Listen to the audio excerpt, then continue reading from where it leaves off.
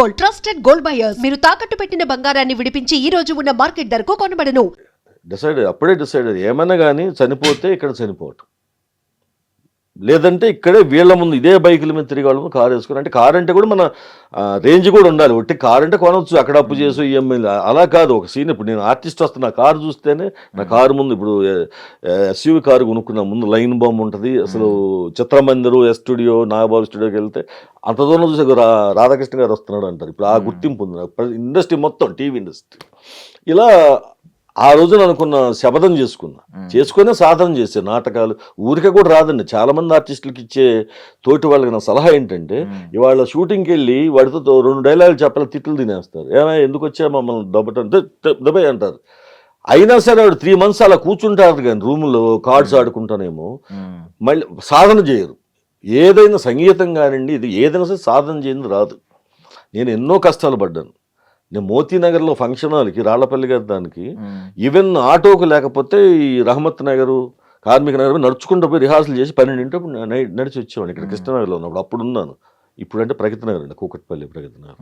అవన్నీ పడబట్టే వచ్చింది తప్ప, కొంతమంది అంటే ఆయాచితంగా, అంటే మనం ఇక్కడ బస్ దిగ్గానే రెడ్ కార్పెట్ బరియాలనుకునే వాళ్ళు కొంతమంది ఉంటారు.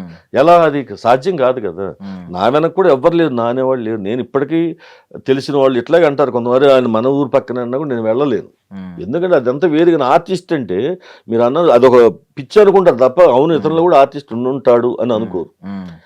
మా ఇంటికి వచ్చిన మా బంధువులు కూడా, అయ్యా వాళ్ళు హాస్పిటల్ పిల్లలు వస్తారు కదా మన వాళ్ళు ఎవరిని ఉంటే, ఉండి ఒక రోజు ఉండి అపోలోలో చూపించుకున్నట్ల, ఎందుకండి మీకు ఈ పిచ్చి ఏదైనా అంటే పిచ్చి అనే కిందకే వస్తుంది తప్ప, తర్వాత వాళ్ళందరూ కూడా అడిగాను, ఏమంటే పిచ్చి అన్నారు గుర్తున్నా అంటే, అప్పుడు ఏదో అంటాంలేండి అన్నారు. అదే అంతే కదా. ఇప్పుడు మా ఊరు పెళ్లిళ్ళకి వెళ్తే పల్లెటూరులే కదండి. అదండి, అలా నెట్టుకుంటూ ఇక్కడ వరకు వచ్చాను. రీసెంట్గా వచ్చేసి మన సుహాస్ మూవీ జై భగవాన్లో మంచి క్యారెక్టర్, రియల్ ఎస్టేట్ కింగ్. తర్వాత వచ్చేసి మన యోగి గారు మూవీ, పెద్ద మూవీ, సంయుక్త మీనన్ గారు లీడ్ రోల్లో మంచి బ్రహ్మాండమైన రౌడీ ఎమ్మెల్యేగా నాజర్ గారికి ఆపోజిట్గా మంచి క్యారెక్టర్ చేస్తున్నాను. ఇంకా సినిమా ఫీల్డ్ కూడా 2026లో ఎట్లయినా సరే అవ్వాలనేది పట్టుదల తిరుగుతున్నానండి నేను. సీరియల్స్ అంతా అయిపోయింది. ప్లస్ ఇంకొక విషయం చెప్పాలి, టీవీ ఇండస్ట్రీ, నేను పుత్రబొమ్మ, స్వాతి చినుకులు అభిషేకాలు చేస్తున్న టైంలో మొత్తం ఓవరాల్గా ఇక్కడ వాళ్ళే ఉండేవాళ్ళు. నేను అడుగుదాం అనుకుంటున్నాను సార్. యాక్చువల్లీ ఇప్పుడు ప్రతి ఒక్కరిని ఎక్కడ చూస్తున్నా హీరోయిన్ అనగానే కన్నడ నుంచి వస్తున్నారు. ఇంకా మాక్సిమం కన్నడ వాళ్ళే, హీరో గానీ హీరోయిన్ గానీ. ఇప్పుడు ఏంటంటే మెయిన్ లీడ్లు కాకుండా విలన్ రోల్స్ గానీ, వేరే రోల్స్ గానీ, చిన్న చిన్న రోల్స్ గానీ, అవి మాత్రం తెలుగు వాళ్ళకి ఇస్తున్నారు. ఎందుకు ఇలా మారిపోయింది అనేది నాకు అర్థం కాదు. దానివల్ల నేను కొంచెం ఆర్థికంగా, నేను 10 years బ్యాకే వద్దంటే అమౌంట్ అండి 4 చెక్కులు వచ్చి, అంటే అప్పుడు 4000 తీసుకుంటేనే, అంటే మంత్లీ 30 daysకి 40 కాల్ షీట్స్ చేశాను. మళ్ళీ డబ్బింగ్ చెప్పుకుంటూ, నాకు నేను డబ్బింగ్ చెప్పుకుంటూ 3 సీరియల్స్, ఎప్పుడు 3 సీరియల్స్ నా చేతిలో ఉండేవి. మంత్లీ 2 షోలు చేసేవాళ్ళం. యాహూ, వావు, వాళ్ళు 25 ఇచ్చేవాళ్ళు మాకు. జస్ట్ అంతా 4 hours అంతే. రోజుకి 4 షోలు చేస్తారు వాళ్ళు. ఒక షో అంటే మార్నింగ్ 8కి పెట్టారంటే 10కి అయిపోద్ది. అంటే వచ్చేస్తారంటే 2 సార్లు అనేవాళ్ళు. ఇప్పుడు ఆ రెస్పెక్ట్ లేదు. ప్లస్ మీరు అన్నట్టుగా ఇప్పుడు నవ్య స్వామి అని ఉంది, నా పేరు మీనాక్షి హీరోయిన్. ఆమె ఫస్ట్ చేసింది నాతోనే. ఆహ్వానం అనే సీరియల్లో నా కూతురు. తర్వాత నా పేరు మీనాక్షిలో కూడా నేను ఐశ్వర్య అని ముక్కు పుడకలో హీరోయిన్, ఆయమ్మే ఫస్ట్. వీళ్ళందరూ నాతే అందరికి.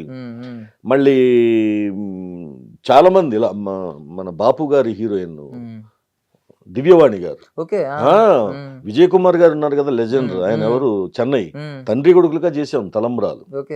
అంతా పెద్ద పెద్ద ఆర్టిస్టులతో. వాణిశ్రీ గారు అన్నపూర్ణ స్టూడియోస్ ప్రేమనగర్ వచ్చిందండి 2 years బ్యాక్. మేనల్లుడు అనమాట విలన్. వాణిశ్రీ గారు పక్కనే ఉంటూ ఆస్తి చేసేయాలని ప్లాన్ చేస్తుంటా. ప్రసాద్ బాబు గారు నాకు ఫాదర్. ఇలాంటివి ఎన్నో క్యారెక్టర్లు అండి. ఎన్ని చేసినా ఉపయోగం లేదు, రెస్పెక్ట్ లేదు. అప్పుడున్న రెస్పెక్ట్ కూడా లేదు. అప్పుడు 40 కాల్ షీట్ మినిమం, తక్కువ ఈ నెల అంటే 20-25 days చేశాను నేను. Perfect payments. అంటే ఈ మంత్ చేసామంటే నెక్స్ట్ మంత్ 10 కల్లా టక్ మంట పడిపోయాయి. అలాంటిది ఏమైందంటే, వీళ్ళందరూ ఇలా 1 by 1 వచ్చారు. పల్లవి మర్చిపోయా, పల్లవి తెలుసు, పసుపు కుంకుమలో హీరోయిన్. పల్లవి కూడా నాతో చేసింది. సావిత్రి, మనోజ్ చౌదరి గారు సావిత్రి సీరియల్లో నేను ఒక బాబాయిని అనమాట. అంటే హీరోకి మామయ్యని, మేనమామని. హీరోని చంపేసి, అది సేమ్ ఇలా కథలన్నీ అలాగే ఉంటాయి కదా. ఈ అమ్మాయి నాతో ఆడుకుంటుంది ఫుట్బాల్, కామెడీ మిక్సింగ్ తోటి రివెంజ్ తీర్చుకోవటం పల్లవి. ఇలా అందరితో చేశాను. ఫస్ట్ ఏంటంటే పల్లవి, నవ్యస్వామి వీళ్ళంటే ఓకే. రాను రాను ఇంకా ఈ హీరోయిన్లు పోయారు, హీరోయిన్లు తీసుకొస్తున్నారు. ఇప్పుడు వస్తున్న కొన్ని సీరియల్ చెప్పకూడదు కానండి పేర్లు, అంతకంటే అందగాళ్ళు యూత్ బోల్డ్ మంది ఉన్నారు పాపం. వాళ్ళు బీటెక్లు చదువుకొని పెద్ద పెద్ద చదువులు చదువుకొని ఇక్కడ తిరుగుతుంటే డబ్బింగ్ కూడా కష్టపడాల్సిన అవసరం లేదు. ఇక్కడ వాళ్ళైతే ఇక్కడ సీన్ కూడా అర్థం అవుద్దండి మనకి. నేనున్నాను, నేను వేరే తమిళ్లో పోతే నేను ఇట్లా చేయలేను, ఏదైనా లాంగ్వేజ్ అర్థం కాదు, 100% చేయలేను. ఇలా జరుగుతుంది. ఒకసారి అయితే బాధ వేస్తుంది. ఒక సీరియల్లో, ఇప్పుడు ప్రముఖ సీరియల్లో విలన్ నేను, అందులో hero mother Kerala, hero heroine, hero father, మరదళ్ళు ఇద్దరు, అందరూ బెంగళూరు, మెయిన్ ఫ్యామిలీ మొత్తం బెంగళూరు అండి. ఆపోజిట్ విలన్ నేను. అంటే నా కొడుకుని హీరో మీద పగబట్టి ఓ చెల్లెల్ని పెళ్లి చేసుకుంటా, హీరో చెల్లెల్ని నా కొడుకు ఇచ్చి పెళ్లి చేసి వాళ్ళ మీద పగ తీర్చుకుంటా. మంచి వేషమే, బ్రహ్మాండంగా ఉందని అంటారు ప్రేక్షకులు. కానీ వీళ్ళేంటి ఫస్ట్ వీక్ థర్డ్ వీక్ అంటారు.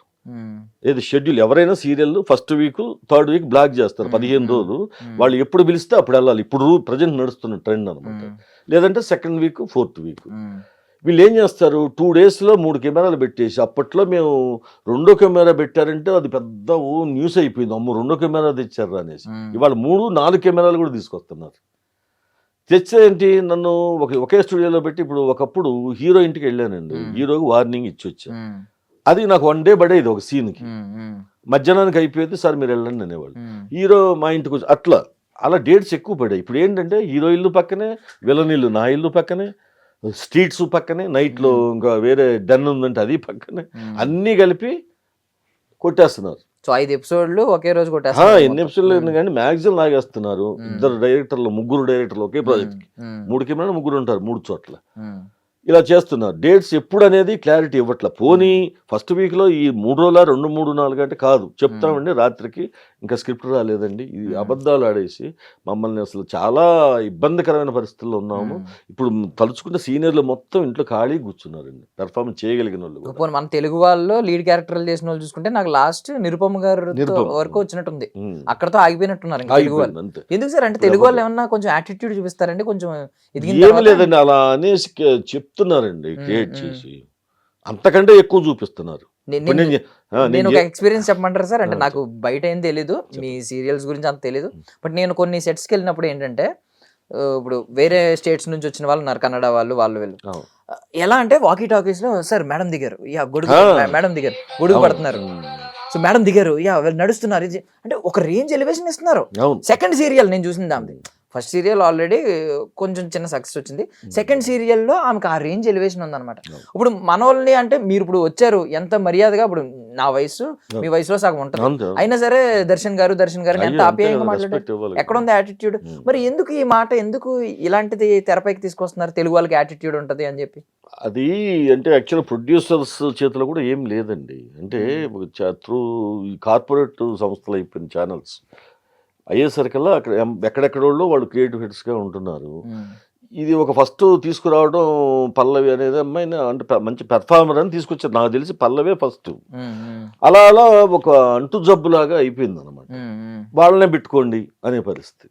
ఇప్పుడు ఒక సీరియల్లో నేను చెప్పాను ఇందాక, హీరో మదరు కేరళ, ఆమె అసిస్టెంట్కి ఆమెకి ఫ్లైట్ అప్ అండ్ డౌన్. ఒకప్పుడు నేను తలంబ్రాలని ఇందాక చెప్పాను మీకు, విజయ్ కుమార్ గారి సీరియల్ నాకు పొలాచి వేరే ఆర్టిస్టులు అంటే నేను కొంచెం సీనియర్ని, విజయ్ కుమార్ గారు అని చెన్నై నుంచి, నాకు ఒక టికెట్ వేయడానికి 100 సార్లు ఆలోచించారండి. ఒక్కసారి జస్ట్ పైలట్స్, అది కూడా 1 వీక్ పైలట్స్ చేసుకుని రావడానికి. ఇవాళ ప్రతి సీరియల్లో 8 మంది 10 మంది ఆర్టిస్టులకి అప్ అండ్ డౌన్ ఫ్లైట్స్, అసిస్టెంట్లకి 2 times మళ్ళీ. ఎందుకంటే ఫస్ట్ వీక్ అంటే వాళ్ళ ఫస్ట్ సారి తీసుకురావాలి, 7కు పంపించాలి, మళ్ళీ 20కు 20 తీసుకురావాలి, 2 సార్లు నెలకి 8 మందిని ఇటు తీసుకురావాలి, అటు తీసుకెళ్ళాలి, గెస్ట్ హౌస్లో పెట్టి భోజనాలు పెట్టాలి, వాళ్ళు కోరిన ఫుడ్. వాళ్ళు కొత్తల్లుడు కూడా, కోటీశ్వరుడికి కొత్తల్లుడికి వచ్చినప్పుడు కూడా అన్ని గొంతెమ్మ కోరికలు కోరరు.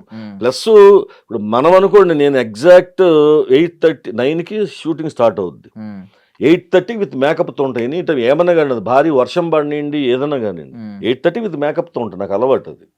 9:30 అవుతుంది ప్యాకప్ అయ్యేసరికల్లా. వీళ్ళేంటి ఇప్పుడు వచ్చే హీరోస్ అవి రాగానే పక్కన జిమ్ములు చూసుకుంటున్నారు, ఎందుకంటే నైట్ మంచి తండూరి చికెన్లు తెప్పిస్తున్నారు, గ్రిల్ చికెన్లు తింటున్నారు, జిమ్ చేసుకొని ఫోన్లు కూడా లిఫ్ట్ చేయరండి వాళ్ళు.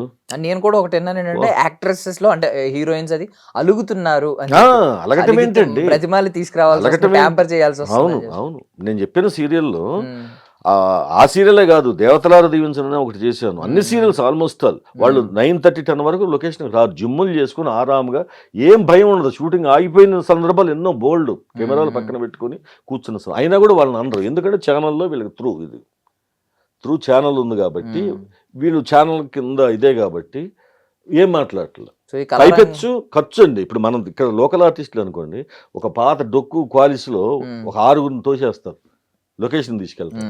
మళ్ళీ వాళ్ళ లేడీస్ అమ్మాయిలు, వాళ్ళల్లో పెళ్ళైన వాళ్ళు ఇప్పుడు ఉంటారు, చిన్నపిల్ల పసిపిల్లలు ఎదురు చూస్తుంటారు, అమ్మ వస్తుందా, ఎప్పుడు వస్తుంది అమ్మ అనేసి. అసలు వాళ్ళు కూడా పర్సనల్ లైఫ్ మిస్ అవుతున్నారు. ఏది చిన్న అంటే ఇంకా దాని తర్వాత వచ్చే పిన్ని క్యారెక్టర్లు ఎవరన్నా కానీ ఫస్ట్ ఏమో 5 o'clock ఎక్కిస్తారు, లాస్ట్లో వాళ్ళని దింపి మణికొండలు వీళ్ళని దింపి ఇక్కడ దింపి ఏదన్నా మన ఈ సైడ్ అంటే వీళ్ళు వచ్చేసరి 12, 1 గంటలు, ఏమన్నా మళ్ళీ పొద్దున్న 5ంటికి వస్తామండి. అంటే వాళ్ళకు ఒక పర్సనల్ లైఫ్ ఉంటుంది, హస్బెండ్ ఉంటాడు, పిల్లలు ఉంటారు, వాళ్ళకి ఒక పూట కాకపోతే వండి పెట్టుకోవాలి, చూసుకోవాలి, ఇవన్నీ ఏమి లేవు. అదే వాళ్ళైతే హీరోకి ఒక కారు, అందులో ఎవడు ఎక్కకూడదట, హీరోయిన్కి ఒక కారు. చిత్రమందిర్లో ఆ మధ్య పెళ్లి సీన్లు 3, అంటే నా కొడుక్కి హీరో చెల్లెలకి అయింది పెళ్ళి. ఆ 5గురు ఆర్టిస్టు, హీరోకి, హీరోయిన్కి, మరదళ్ళు క్యారెక్టర్స్ ఇద్దరికి, హీరోకి ఒక రూము, హీరోయిన్కి వాళ్ళ రూమ్లోకి ఎవరు రాకూడదు. మేము లొకేషన్లో పడి ఉన్నామండి, దేవతలార దీవించిన హీరో కూడా ఇలాగే సిబిసి స్టూడియో అని ఉంటుంది మన మొయినాబాద్ లోపల, అందులో 3 రూములు. మన నా కాంబినేషన్ చేసింది ఈమె మన రాధిక గారి చెల్లెలు, హీరోయిన్, నా పేరు ఆవిడండి, మర్చిపోయాను ఆవిడ. ఆమెకి ఒక రూమ్ కావాలి, ఎందుకంటే చెన్నై కాబట్టి, ఒకప్పుడు సినిమా హీరోయిన్ కాబట్టి ఆమెకి 3 అసిస్టెంట్స్ వస్తారు. ఒక రూములో లేడీస్, చిన్నపిల్లల క్యారెక్టర్లు ఉంటారు కదా, నా వైఫ్ ఉషా గారు ఆమె, అట్లా వాళ్ళందరూ ఉంటారు, హెయిర్ డ్రెస్సర్స్. జెంట్స్కి ఒకటే రూమ్ ఉంది పైన, సెట్ అనమాట. హీరో గాడికి ఇచ్చారు. ఒక 20 ఎపిసోడ్ల తర్వాత పెద్దనాన్న క్యారెక్టర్ నాది నిప్పు నాగరాజు అని అదిరిపోయింది, కామెడీ వెళ్ళం, చుట్ట తాగుతూ అలా విలేజ్ నుంచి వచ్చి ఈ కిరికిర్లు పెడుతుంటా అందరికి, అట్లా ఆ టైప్ అనమాట, మంచి క్యారెక్టర్. అయితే 2 days కూర్చున్నా రూమ్, సార్ మేనేజర్ వచ్చి ఈ రూమ్లో రిలాక్స్ అవ్వండి సార్ అన్నాడు. కూర్చున్నాను, మేకప్ అవుతున్నాను. 2 రోజులు వాడు ఇలా చూశాడు కిందకి మీదకి. 3వ రోజున ఎవరో వస్తే అంటే ఆ 2 రోజులున్న అనీజీని ఎలా తీర్చుకోవాలా వీడి మీద, అంటే నేనెవరో తెలియదు సీనియర్ అని, వీళ్ళు వచ్చిన వాళ్ళు కూడా ఇంట్రడ్యూస్ చేయాలి కదండి. వచ్చినప్పుడు ఏమండి ఈ రాధాకృష్ణ గారు ఈయన 15 సంవత్సరాలు ఇక్కడ చేస్తున్నాడు అంటే, నమస్తే అండి నమస్తే. అతను నేను ఎవరో తెలియదని, ఎవరో వస్తే కావాలని నా 2 days ఇది పెట్టుకొని, ఏమండి మీరు మాట్లాడమాకండి, మీ వాయిస్ అంటే నాకు ఇరిటేషన్ వస్తుంది అన్నాడు హీరో, చాలా సీరియస్గా. అసలు స్టన్ అయిపోయాను, ఏంటి ఇలా అన్నాడు ఏంటి ఇతను అనేసి. మీరు మాట్లాడమాకండి, మీ గొంతు తింటే నాకు ఇరిటేషన్ వస్తుంది అన్నాడు. వాడేమో బెడ్ మీద ఇలా కాళ్ళు పెట్టి 6'3" ఉన్నాడు, డ్రెస్సులు మొత్తం పరిపించేసి కావాలని బెడ్ మీద కూర్చోకూడదని ఏసీ దగ్గర కూర్చొని తగ్గుతున్నాడు, ఫుల్ డ్రై కాఫ్ వాడికి.